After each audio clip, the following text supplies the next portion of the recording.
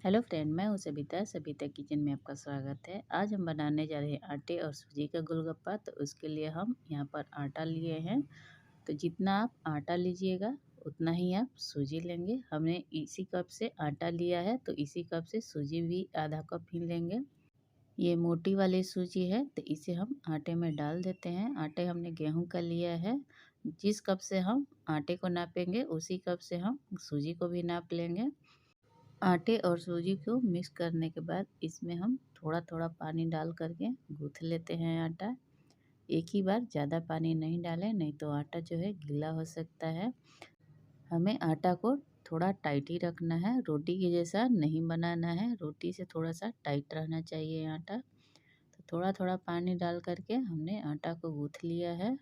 हमें इसे ज़्यादा मसल मसल करके नहीं गूँथना है, नहीं तो जो पूड़ी है वो सॉफ्ट बन जाएगी। तो इस आटे को हम गूँथ लिए हैं, तो आप देख सकते हैं ये बिल्कुल टाइट है। ज़्यादा हमें टाइट भी नहीं रखना है, नहीं तो फूलेगा भी नहीं। तो बिल्कुल इसी तरीके का हमें आटा लगाना है। इस आटा को गूँथने के बाद 1/4 कप पानी बच चुका है।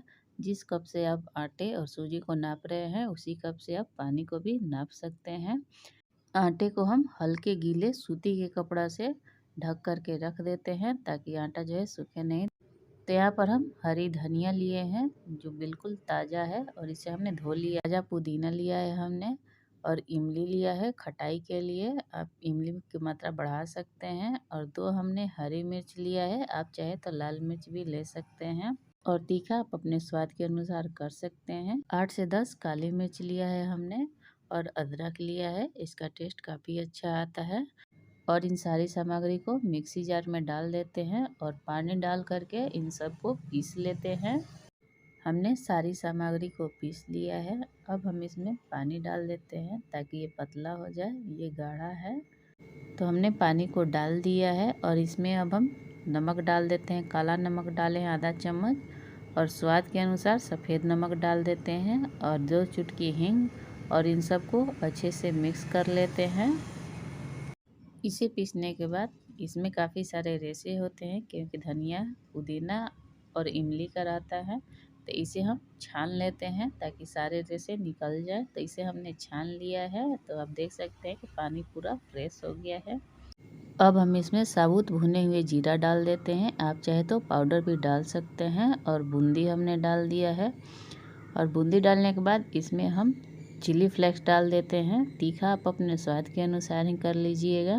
सबको अच्छे से मिक्स करने के बाद अब हम गोलगप्पे के मसाले की तैयारी कर लेते हैं। तो यहाँ पर हमने 2 बड़े साइज़ के उबले हुए आलू लिया है और इसको हमने फोड़ लिया है। तो आप देख सकते हैं कि बिल्कुल अच्छी तरीके से मैश नहीं हुआ है। अगर आप चाहते हैं तो अच्छी तरीके से मैश कर सकते हैं। अब हम इसमें एक कटे हुए प्याज डाल देते हैं। प्याज हमने बिल्कुल बारीक नहीं काटा है, थोड़ा मोटा ही रहे तो खाने में इसकी टेस्ट काफ़ी अच्छी आती है। और एक हमने हरी मिर्च लिया है और धनिया के पत्ते। अब हम इसमें मटर डाल देते हैं। मटर को हमने फूड कलर और मीठा सोडा डाल करके उबाल लिया है, इसे हम डाल देते हैं। इसे आप ज़रूर डालें, इसमें इसका टेस्ट बहुत ही अच्छा आता है। अब हम इसमें भुने हुए जीरा का पाउडर डाल देते हैं आधा चम्मच, और काला नमक डाल देते हैं जिससे चटपटा फ्लेवर आए। तो हमने काला नमक आधा चम्मच लिया है, और स्वाद के अनुसार सफ़ेद नमक हमने लिया है। और इन सारी सामग्री को अच्छे से मिक्स कर लेते हैं।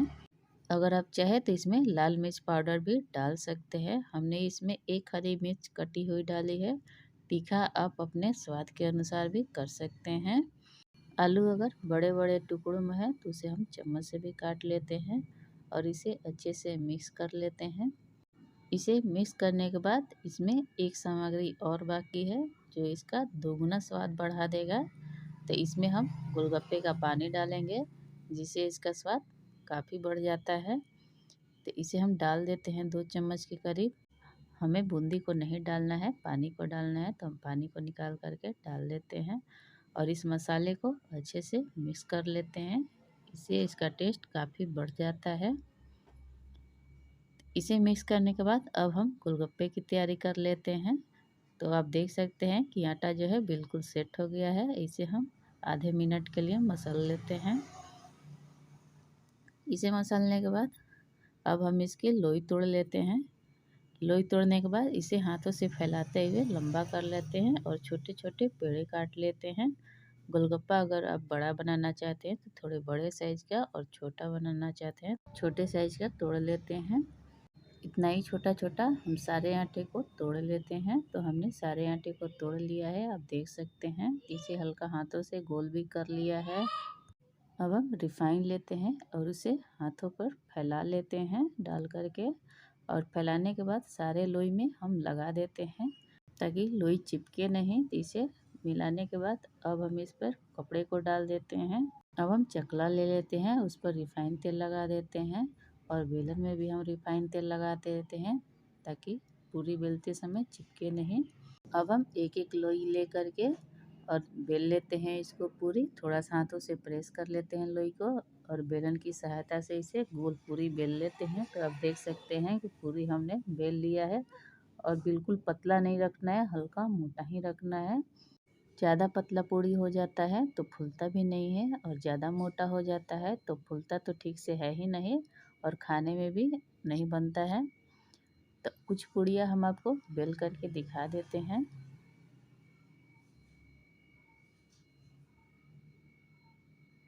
इसी तरीके से हम सारे पूड़ियों को बेल लेते हैं। तो हमने सारे को बेल लिया है।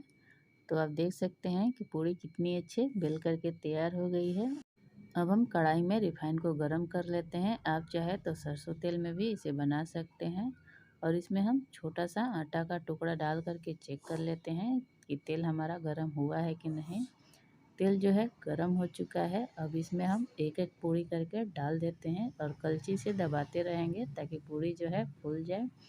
कलछी से दबाने पे ही पूड़ी जो है अच्छे से फूल जाती है, और इसे हम पलटते भी रहेंगे, नहीं तो पूड़ी जो है एक तरफ से ज़्यादा जल सकता है। और पूड़ी को एक एक करके ही डालेंगे, एक साथ सारे पूड़ियों को नहीं डालेंगे, नहीं तो कुछ पूड़ियाँ फूल जाएगी और कुछ फूलेगी भी नहीं। कढ़ाई में जितनी पूड़ियाँ आ जाए उतनी हम डाल करके फुला लेते हैं। तो आप देख सकते हैं कि कढ़ाई में हमने जितनी भी पूड़ियाँ डाल रही है सारे पूड़ी फूलती ही जा रही है, और पूड़ी को पलटते भी जाएंगे। जो हमने पहले पूड़ी डाल करके रखा है उसे भी हम पलट देंगे, और जो पूड़ी तैयार हो गया है दोनों तरफ से सेक गया है उसको हम निकाल लेते हैं। तो आप देख सकते हैं कि कितनी अच्छी पूड़ी बन करके तैयार हो गई है। अब हम इन सबको निकाल लेते हैं। ये भी दोनों तरफ से अच्छे से क्रिस्पी हो गई है, और इन सबको निकाल के हम एक जालीदार टोकरी में रख रहे हैं ताकि पूरी में जो भी एक्स्ट्रा तेल है वो निकल जाए। तो बाकी सभी पूड़ियाँ हम इसी तरीके से तल करके निकाल लेते हैं। बहुत ही अच्छी पूड़ियाँ बन करके तैयार हो रही है। इसी तरीके से आप ज़रूर बनाइएगा। गोलगप्पे तभी अच्छे फूलते हैं जब आपका तेल अच्छे से गर्म होता है। तो सबसे पहले आपको तेल को अच्छे से गर्म होने देना है, और उसके बाद गैस का फ्लेम हम मीडियम कर देंगे, और मीडियम फ्लेम पर एक एक पूड़ी को डालते रहना है, और कलछी से प्रेस करते रहना है। तभी पूड़ियाँ जो है अच्छे से फूलेगी और कुरकुरी भी बनेगी।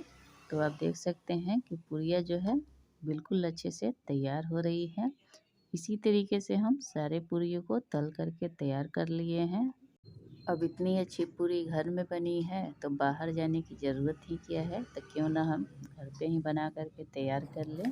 पूड़ी जो है काफ़ी कुरकुरी बनी है, इसकी आप आवाज़ें भी सुन रहे होंगे।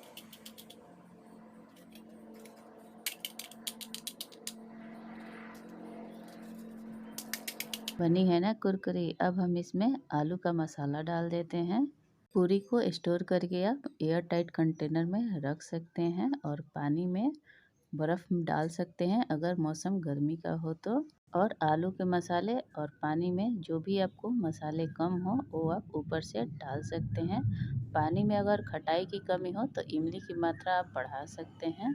और इसमें अब हम पानी डाल देते हैं गोलगप्पे में ताकि खाने का मज़ा दोगुना बढ़ जाए।